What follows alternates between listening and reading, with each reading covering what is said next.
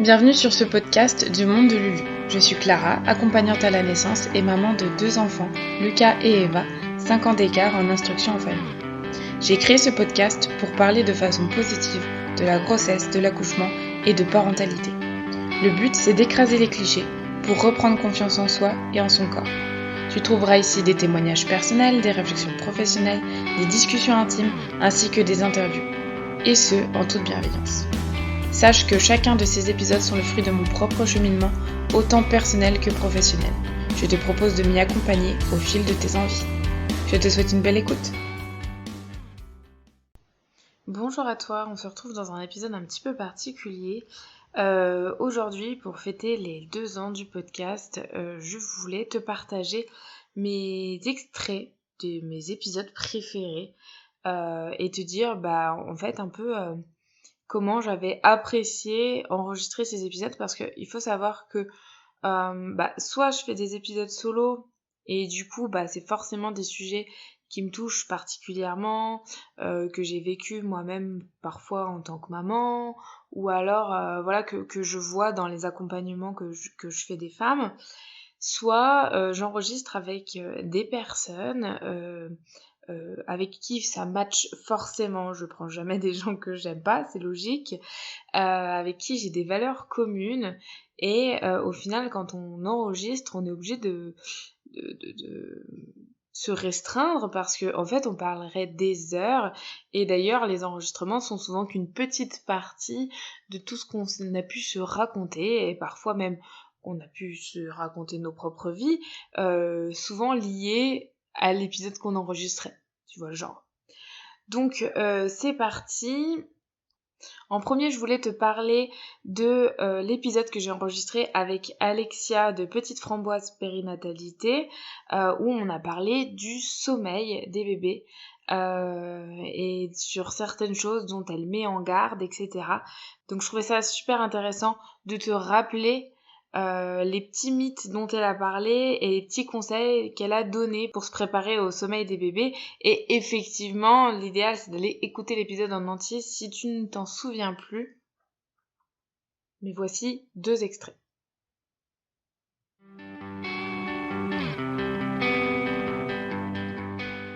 Ou une personne sur les réseaux sociaux qui fait des méthodes d'entraînement au sommeil, en fait le discours est souvent le même.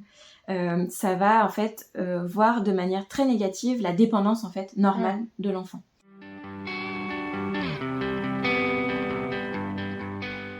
Un bébé allaité dort moins qu'un bébé nourri au biberon. Vrai ou faux ? Alors absolument faux. C'est ça. Alors ouais, c'est clairement faux, et là il y a de nombreuses études maintenant qui l'ont démontré. La durée de sommeil entre un enfant allaité et un enfant nourri au lait artificiel, la durée de sommeil totale, on va dire la durée sur 24 heures, est sensiblement la même, voire même certaines études démontrent que l'enfant allaité dormirait un petit peu plus.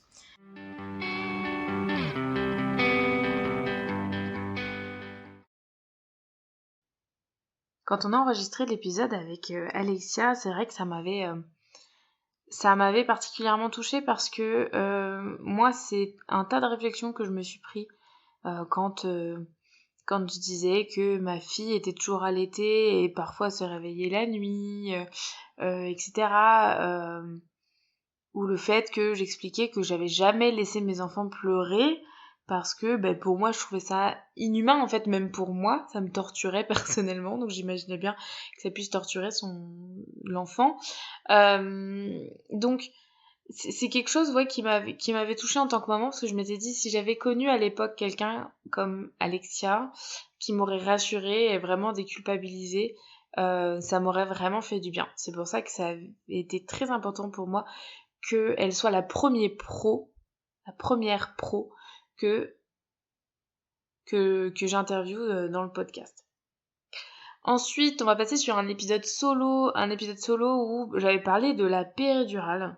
Parce que c'est toujours la question qu'on me pose en tant qu'accompagnante à la naissance. Effectivement, je parle énormément de l'accouchement physiologique, l'accouchement naturel, du fait de limiter les interventions, et c'est normal parce que c'est comme ça qu'on préserve et qu'on favorise notre accouchement. Néanmoins, j'explique toujours que je ne suis absolument pas contre la péridurale, qu'elle peut être un très bon outil, Néanmoins, voici l'extrait que je tiens à retenir. Pourquoi c'est important d'être toujours prête à accoucher sans péridurale, même si on la veut.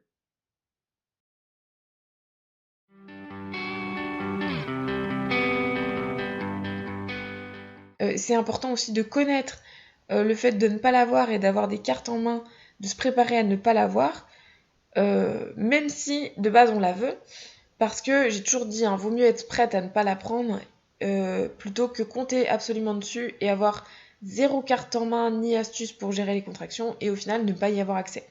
Ça donne vraiment des accouchements qui peuvent finir avec des phrases si j'avais su et voire des accouchements traumatiques.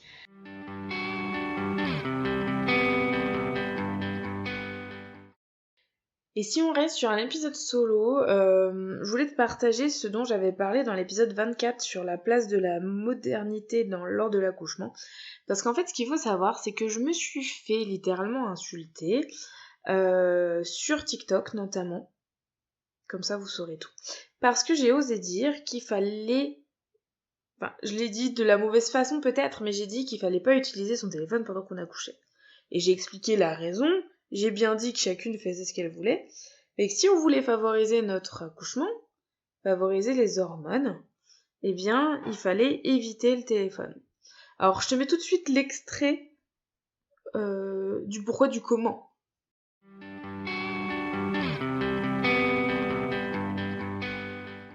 Éviter le téléphone, c'est important pour favoriser l'environnement et donc sécréter un maximum d'hormones, comme je disais. Pourquoi ? Parce que le téléphone nous fait réfléchir. On envoie des SMS, on regarde du contenu sur les réseaux, et tout ça, c'est des choses qui réveillent notre cerveau. En plus, il y a la lumière. Enfin, l'écran nous amène de la lumière qui n'est pas du tout favorable à notre sécrétion de mélatonine.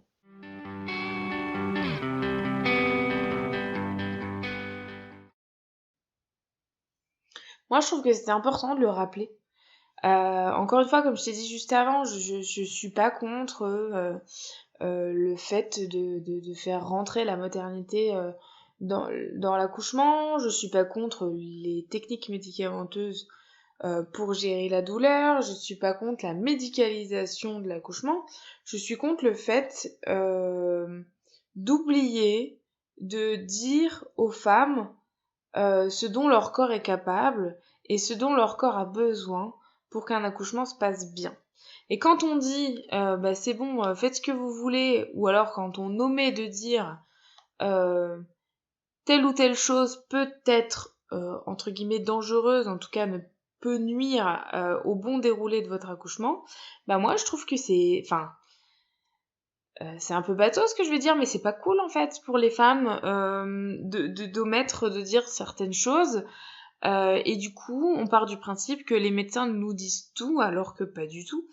Et c'est ça mon rôle, en fait, en tant qu'accompagnante à la naissance, c'est donner de l'information éclairée, objective, sur l'accouchement, son déroulé, sur les conditions idéales, pour que toutes les femmes qui ont accès à cette information puissent, au final, favoriser leur accouchement.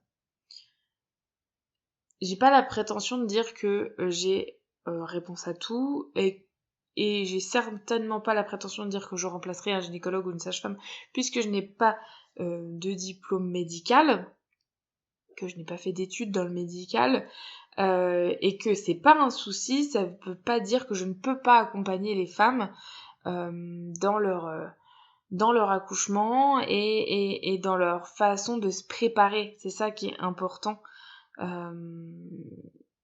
dans cette histoire en fait. Et justement dans l'épisode 22, on a parlé des choses dont on ne parle pas sur l'accouchement, c'est la dimension sexuelle de l'accouchement.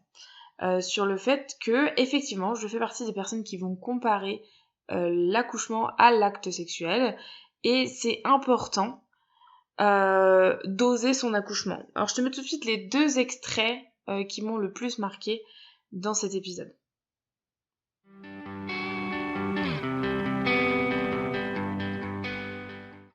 On vit dans une société aujourd'hui où on sexualise beaucoup de comportements, de choses, et pourtant considérer comme l'accouchement faisant partie de la vie sexuelle, oulala, surtout pas. C'est hyper tabou et ça rend les gens en fait mal à l'aise. Pourtant, on retrouve dans l'accouchement 5 temps similaires à l'acte sexuel et puis les hormones en commun.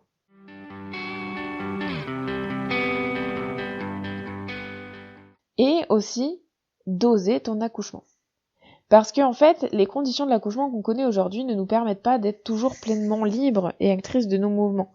Et ça se rajoute au fait qu'une femme ne doit absolument pas crier, ne doit pas se déshabiller, encore moins se toucher la vulve, etc., sous peine d'être perçue sous un angle mauvais, on va dire, autre que celui d'une femme qui vit pleinement son accouchement en écoutant son corps et non les injonctions de la société.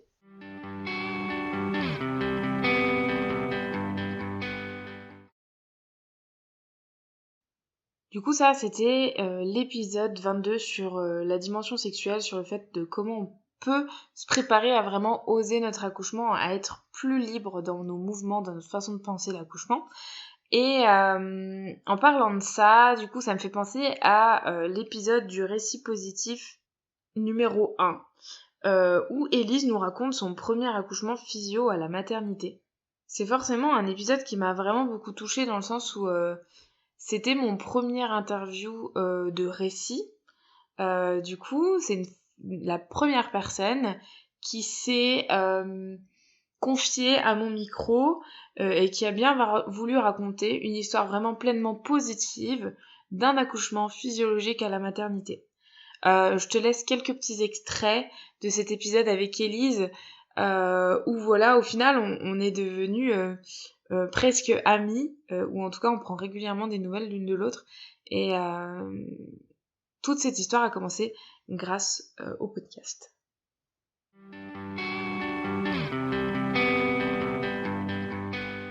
Alors pour commencer du coup, est-ce que tu peux nous expliquer un petit peu la vision en fait que tu avais de l'accouchement quand tu étais enceinte lors de ta première grossesse? Qu'est-ce que tu voyais et qu'est-ce que tu avais envie? Alors, je me suis beaucoup renseignée déjà. Donc, on est parti, ma vision avant, c'était les récits des femmes autour de moi qui étaient quand même pas très joyeux. Ouais. Pour la plupart, beaucoup d'accouchements traumatiques avec beaucoup d'instruments. Avec voilà, rien de naturel, beaucoup de choses subies, beaucoup de violence. Voilà, même au sein de ma famille, les récits sont quand même très durs. Voire en fait, il n'y a pas de récit, puisque certaines n'arrivent même pas à en parler. Donc, il y avait d'un côté ça. Et de l'autre côté, pendant la formation de naturo, il y avait des mamans dans la promo qui pour le coup avaient vécu d'autres choses, m'avaient amené un nouveau regard sur la naissance, sur la maternité même, j'ai envie de dire. Et donc, j'ai décidé d'attirer le positif moi aussi. Et donc, pendant ma grossesse, je me suis nourrie de tout un tas de récits. J'ai vraiment été chercher partout où je peux trouver, sur les réseaux sociaux, dans les livres, etc. Des récits d'accouchement positif, au plus proche de la nature. Enfin, quand je dis la nature, du naturel, disons. Et puis vraiment des choses chouettes, de belles naissances, quoi.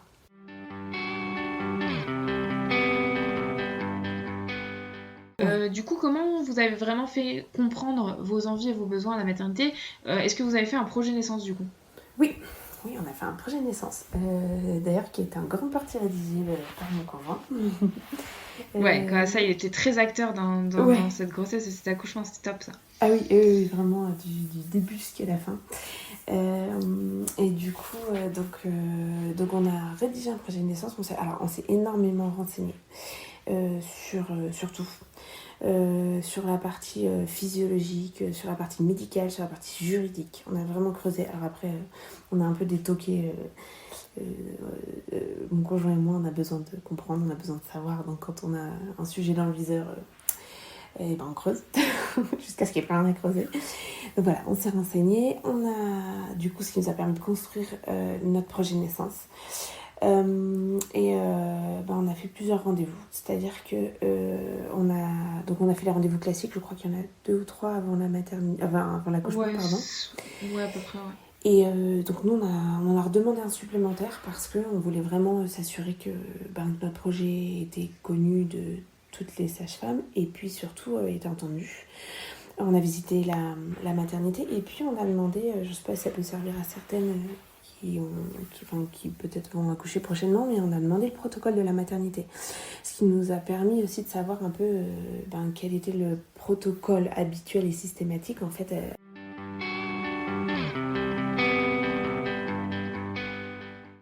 Et là, c'est pareil, la sage-femme et l'auxiliaire de père étaient top. Elles sont restées dans une petite salle qui est à côté. Et elles sont venues que de temps en temps voir si ça allait, si on voulait de l'eau ou autre chose. Mais elles nous ont laissé faire, quoi. Vraiment tout le long. Ouais, c'est cool. Et mon conjoint avec moi. Et puis, Oui, vous avez dit, lui, il était en plus en observation ou en accompagnement de la gestion de la douleur, et toi, t'étais vraiment dans ta bulle, et tu gérais rien d'autre que tes contractions, en fait. Oui, c'est ça. Et, mais ça se passait super bien. Je me souviens de la sage-femme qui dit waouh, vous gérez super bien les contractions. Et en fait, du moment qu'on me laissait me mettre dans la position que je voulais, ça allait bien, quoi. Ça faisait mal, il y avait de la douleur, mais j'étais pas en souffrance. En fait, la douleur était là juste pour me dire Élise, penche-toi en avant, ça ira mieux. Ok. Oui. Ah, mais de toute façon, c'est à ça qu'elle sert. Hein. Voilà, c'est pour activer l'endorphine, qui est notre morphine naturelle, et qui est là pour dire écoute, je suis ton corps, je sais gérer ça, vas-y, juste écoute-moi, quoi. Et ça, c'était la position qui était la plus adaptée pour que ma fille descende, quoi.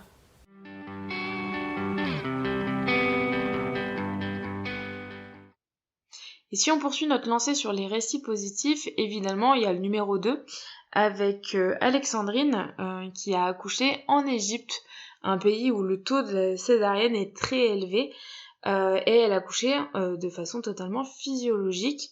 Ça m'a beaucoup plu qu'elle vienne témoigner à mon micro parce qu'en fait c'est une personne que j'ai accompagnée dans sa préparation à l'accouchement via mon précédent programme qui s'appelait le Gang. Et du coup, ça m'a vraiment plu qu'elle vienne poser là le fait que, non seulement un récit totalement positif de l'accouchement, mais en plus montrer que je l'avais véritablement aidée à prendre conscience de ce dont son corps était capable, à avoir vraiment confiance en elle, à être sereine quant à son accouchement. Du coup, elle nous raconte à quel point ça lui a laissé un beau souvenir, cet accouchement.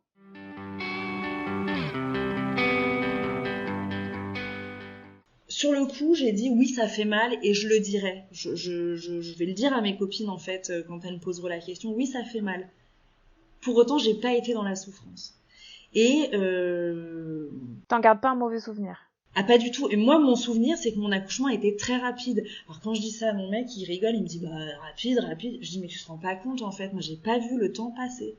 Vraiment, j'ai pas vu le temps passer. À aucun moment j'ai souffert. Oui, il y a eu un moment donné où j'ai craqué, j'ai dit je veux la péri, mais en fait je pense que j'étais juste en phase de désespérance parce que finalement, un peu plus d'1 heure après, ma fille elle était dans mes bras.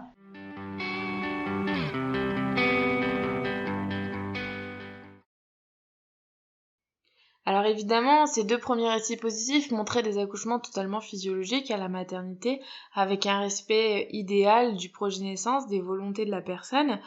Et malgré le fait que je veuille rester dans cet objectif de donner des témoignages positifs, parce que c'est le but pour que les femmes reprennent confiance en leur corps, je voulais également montrer qu'on peut chercher du positif dans des situations qui ne sont pas parfaites, quand au final on n'a pas exactement ce qu'on voulait, pour plein de différentes raisons, et c'est ce que nous a montré le témoignage de Mathilde, une amie à moi qui est doula également, qui nous a raconté son accouchement physiologique malgré un déclenchement dans le récit positif numéro 3.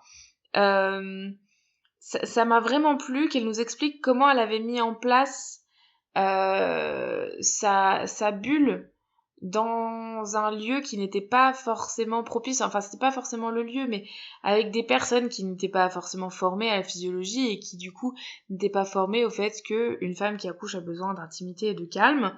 Et puis elle nous a également raconté ce que ça lui avait appris justement, que ça ne se passe pas entre guillemets comme prévu, et que il y avait une grosse histoire de consentement, de faire son choix éclairé sur ce fameux déclenchement.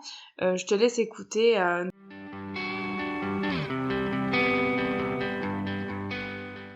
Tu m'avais dit que cette grossesse, elle t'avait apporté une espèce de posture de femme actrice souveraine de son corps, de ses choix, etc. Comment, avec le recul et du coup, après cet accouchement, comment t'as vécu ça? Oui, effectivement, ça m'a appris à être, à oser aussi à affirmer, mes choix, et mes convictions parce que, bah, c'est vrai que quand on était, face à l'équipe médicale qui, nous proposait de déclencher et qu'on a refusé, Ouais. d'abord, heu, je pense que ouais, il y a 4-5 ans, j'aurais pas réussi à avoir cette posture et ça, enfin, dans la vie de tous les jours, tu vois? Je trouve que c'est important de réussir à s'affirmer et à oser et à s'écouter.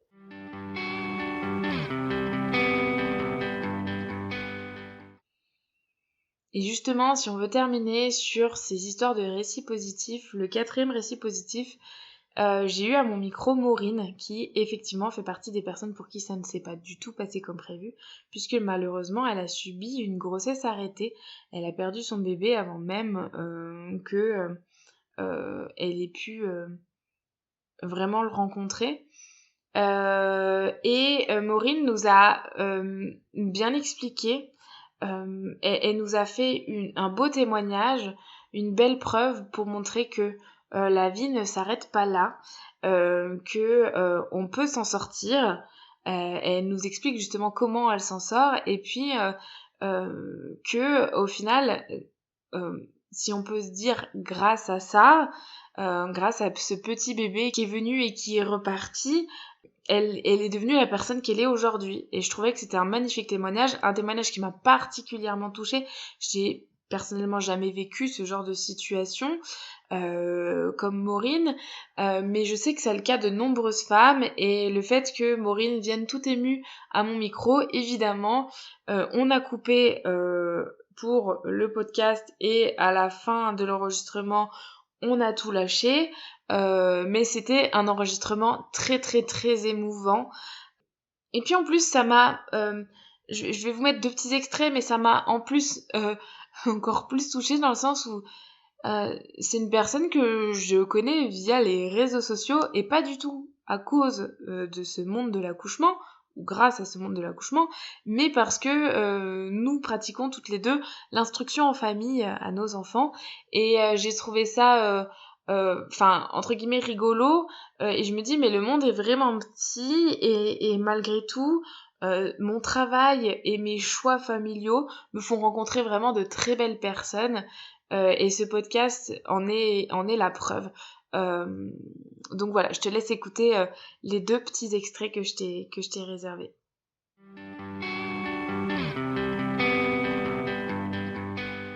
Je suis allée m'acheter un petit cahier avec une jolie petite couverture, voilà, quelque chose qui me ferait du bien quand je l'ouvrirai, mais voilà, je veux laisser une trace de ce bébé, de ce vécu. J'ai d'ailleurs gardé l'échographie que la gynéco a faite au moment où voilà, j'ai perdu mon bébé, mais je l'ai gardé précieusement parce que c'était une trace de mon bébé. Et j'ai écrit tout le déroulé. Il y a même des choses que j'avais occultées et que quand je m'y suis replongée, je me suis dit ah, c'est vrai, ça s'est passé comme ça. Et du coup, ça m'a fait beaucoup de bien et j'ai pu noter par la suite, j'ai fait des rêves en lien avec la maternité, je les ai notés, enfin voilà, des choses qui étaient positives et qui m'ont fait du bien. Et voilà, c'était vraiment chouette de pouvoir prendre le temps de m'écouter. Ouais. Donc voilà, j'ai pris le temps d'être à mon écoute, ça m'a beaucoup aidée par la suite aussi.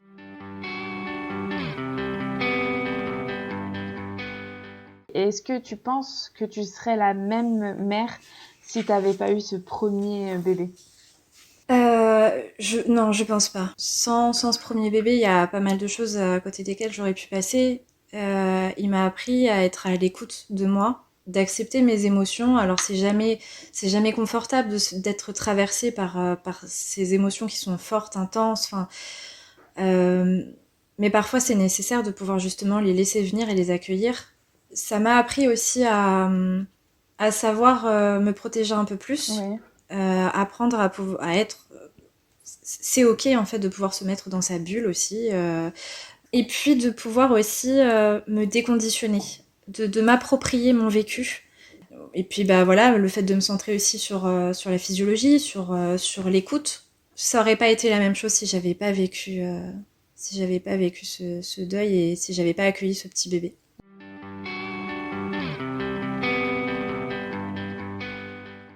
Bon, je pourrais évidemment te parler de l'épisode avec Clarisse qui nous a vraiment déculpabilisé sur la pratique du sport pendant la grossesse et le postpartum. J'avais vraiment adoré enregistrer cet épisode avec Clarisse. Et puis au final, tous les épisodes solo que j'ai fait, j'ai vraiment tous apprécié, les uns tous autant que les autres. Mais évidemment, c'est juste pour fêter ce podcast, son anniversaire, on va dire, et puis également pour fêter la reprise du podcast. Il faut savoir qu'on a vécu un mois de décembre très compliqué, avec un décès dans la famille, et que du coup, on a dû faire face à ça, et puis partir dans notre famille, et puis... j'ai dû mettre en pause ce podcast parce que j'avais prévu énormément d'enregistrements au mois de décembre pour justement bien reprendre au mois de janvier. Alors c'est la vie, hein, me direz-vous, et effectivement ça fonctionne comme ça, il se passe des imprévus dans la vie comme lors de l'accouchement, ça fait partie, c'est un tout. Néanmoins, je dois vous avouer que ça m'a vraiment fait de la peine de mettre ce podcast de côté parce que il me tient à cœur, je ne gagne rien avec ce podcast, ça me prend du temps, ça me prend de l'énergie, mais je me sens libre d'échanger avec vous, libre de vous parler même parfois de sujets tabous, de choses dont on peut pas forcément parler sur les réseaux sociaux parce que certains mots vont être cachés et donc les posts, les stories, etc. cachés également, dès qu'on va parler de sexualité, dès qu'on va parler de mots un petit peu tabous, ou parfois de pratiques qui sont encore remis en cause aujourd'hui. C'est compliqué d'avoir vraiment la parole totalement libre sur les réseaux sociaux. Du coup, je suis très heureuse de pouvoir le faire dans le podcast et je suis très heureuse d'avoir de nombreuses écoutes malgré le petit nombre d'épisodes. Je vous promets que à partir de aujourd'hui, du coup, cette sortie d'épisode, je vais reprendre un épisode par semaine, comme c'était prévu depuis le début. Malgré cette longue pause, j'ai réussi à retrouver des personnes qui veulent témoigner. Et en tout cas, n'hésitez pas si vous avez des beaux témoignages à faire passer autour de la maternité, pas que forcément au niveau de l'accouchement. On va bientôt parler de l'allaitement. Enfin voilà. Si vous avez des beaux témoignages à faire passer ou si vous êtes une pro de la périnatalité, que vous voulez partager votre domaine, votre façon de faire, votre façon d'accompagner les femmes, les familles, si vous êtes une association et que vous voulez même vous promouvoir, faire parler de vous, expliquer pourquoi vous faites ça et ce que vous donnez pour les femmes et les familles, eh bien n'hésitez pas à me contacter pour qu'on puisse organiser une interview.